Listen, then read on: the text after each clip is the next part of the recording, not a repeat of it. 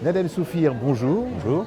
Vous êtes dermatologue et oncogénéticien à Bichat et pour le coup, la question se pose de plus en plus de savoir à quoi sert le séquençage génétique Oui, du point de vue clinique. bien sûr. C'est quoi la corrélation entre les deux? Est-ce qu'il y a des corrélations possibles? Alors oui, sur deux axes. Tout d'abord, l'examen clinique, donc l'examen d'un malade peut aider à poser l'indication d'une consultation oncogénétique, par exemple, puisque si vous avez un malade qui développe un cancer à un âge jeune, ou bien qui développe plusieurs cancers, ou bien pour lequel il y a plusieurs antécédents familiaux de cancer, clairement, il faut l'adresser à un oncogénéticien qui, lui, prendra toute la mesure du problème et posera ou pas l'indication d'un test génétique, afin d'améliorer le conseil génétique dans la famille. C'est l'objectif du conseil génétique. Absolument. Très bien. Alors maintenant, la limite de ce conseil, elle se situe où? Parce que finalement, les situations cliniques sont extrêmement variables. Oui, alors la limite, elle n'est pas tant à l'indication initiale, elle est plus en fait à notre méconnaissance actuelle sur l'ensemble des gènes qui sont responsables. On ne connaît à peu près que 20% des gènes impliqués dans la prédisposition au cancer. Et donc on ne peut rendre bien évidemment service aux malades et à ses apparentés que dans ces circonstances. Dans les autres cas où on n'est pas amené à mettre en évidence de mutations dans l'un des gènes connus de prédisposition au cancer, eh bien, on peut simplement prodiguer des conseils simples et pratiques de surveillance et de prévention, mais sans pouvoir bien cibler les choses. Alors c'est du conseil, de surveillance, de prévention, mais c'est très anxiogène en même temps.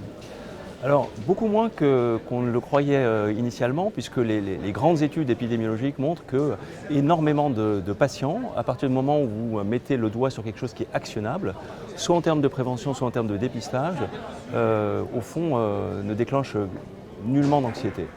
Alors c'est vrai qu'il y a des cancers qui sont un peu plus anxiogènes que d'autres, hein. Je pense par exemple au cancer du pancréas, où là le traitement finalement est assez pauvre. Mais même pour ce cancer, il y a beaucoup d'efforts qui tendent actuellement vers un dépistage précoce de ce cancer, puisqu'on connaît maintenant une dizaine de gènes qui peuvent prédisposer à ce cancer. Alors cela dit, l'expression phénotypique à partir d'un même génome est variable d'un individu à l'autre. Absolument. C'est bien pour ça qu'on distingue à la fois donc, ce qu'on appelle des gènes majeurs, où là, vous avez une forte probabilité de développer la maladie, et puis des gènes qu'on appelle modificateurs, ou des allèles de susceptibilité, qui vont soit impacter l'effet principal d'un gène majeur, ou alors jouer un propre rôle dans la prédisposition au cancer. Effectivement que c'est dans cette sorte de deuxième volet, dans cette deuxième catégorie, que les choses sont plus compliquées à mettre en place. Et j'embraye sur la discussion que nous avions tout à l'heure, c'est-à-dire qu'on a pu, cette deuxième prédisposition en fait, concerne beaucoup plus de cancers. Les gènes majeurs concernent essentiellement les formes familiales, mais c'est vrai que 90% des formes sont non familiales. Et on a pu donc modéliser en fait, en quelque sorte, à la fois par de la clinique et de la génétique, pour répondre à votre question, et une certaine synergie qui permet de prédire de manière optimale avec les connaissances actuelles, notamment un risque de mélanome. Et aux États-Unis, ils sont en train de faire la même chose pour d'autres cancers, notamment le cancer du sein. Alors ça consiste, en l'occurrence pour le mélanome, concrètement, ça se présente comment? Alors c'est très simple. En effet, depuis très longtemps, les dermatologues et médecins généralistes ont identifié un certain nombre de facteurs de risque. Le grand nombre de grains de beauté, la couleur claire des yeux, la faible capacité de bronzage, les taches de rousseur, les lentigines dorsales. Mais pris individuellement, chacun de ces facteurs de risque, difficile d'attribuer une note. Et par ailleurs, depuis une vingtaine d'années, il y a ces fameux allèles de susceptibilité auxquels je faisais référence qui ont été découverts. Et donc, on a pu intégrer dans un même modèle à la fois les facteurs de risque génétiques, peu pénétrants, et ces facteurs de risque cliniques pour, en quelque sorte, sortir la substantifique moelle et pouvoir calculer un score personnalisé du risque de mélanome qu'on peut rendre aux malades. Et on a donc fait maintenant une petite étude pilote sur 150 patients à haut risque et on a pu déjà, en 2 ans simplement, détecter un premier cas de mélanome chez ces patients à haut risque. L'idée et la philosophie générale, c'est la suivante. En effet, vous n'avez que très peu de praticiens spécialistes d'organes. Il est impossible d'organiser un dépistage de masse, notamment dans le mélanome. Et donc l'idée, c'est d'identifier des populations à risque pour pouvoir cibler ces populations vers ces praticiens qui sont tout à fait outillés pour pouvoir dépister de manière optimale les mélanomes débutants. Et quand on sait que quand on dépiste un mélanome débutant, on guérit le patient dans 100% des cas, c'est tout bénéfice pour tout le monde.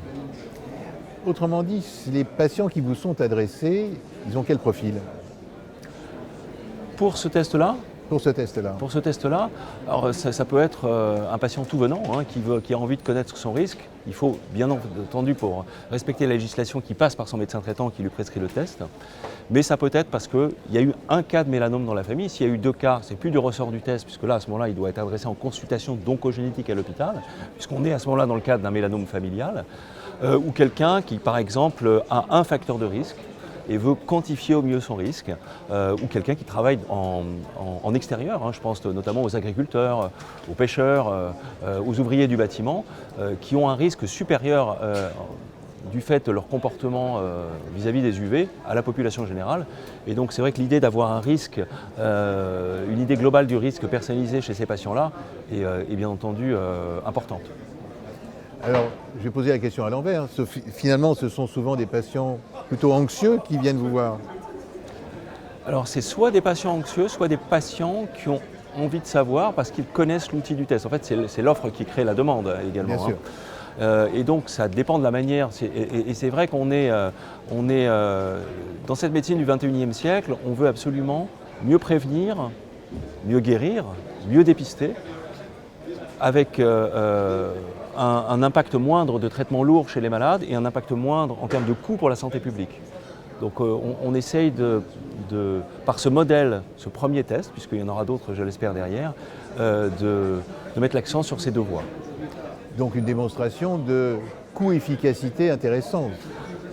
On a déposé un projet, effectivement, pour pouvoir déjà montrer que quelqu'un qui se sait à haut risque de mélanome va plus fréquemment consulter son dermatologue, mais la validité elle-même du test, elle est là, et donc elle a été construite sur des milliers de malades et de contrôles de manière rétrospective, donc c'est un test prédictif. Effectivement, si il est étendu à l'ensemble de la population, ça aura un certain coût.